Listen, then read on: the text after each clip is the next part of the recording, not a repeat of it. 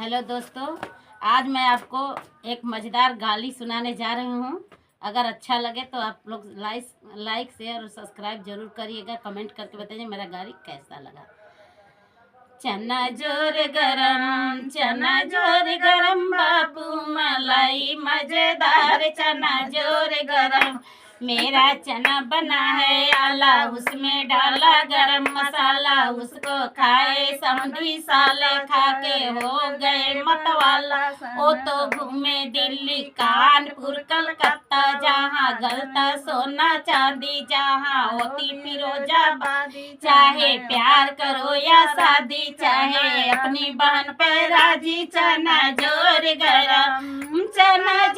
गरम बाबू मलाई मजेदार। चना जोर गरम मेरा चना बना है आला, उसमें डाला गरम मसाला। उसको खाए समधी साले, खा के हो गए मतवाला। ऊपर धैले अपना बहिन के गाला, बहिन मचावे लगली हाला। जुट गई टोला और मोहाल, साला भाग गया गौशाला। चना जोर गरम बाबू मलाई मजेदार। चना जोर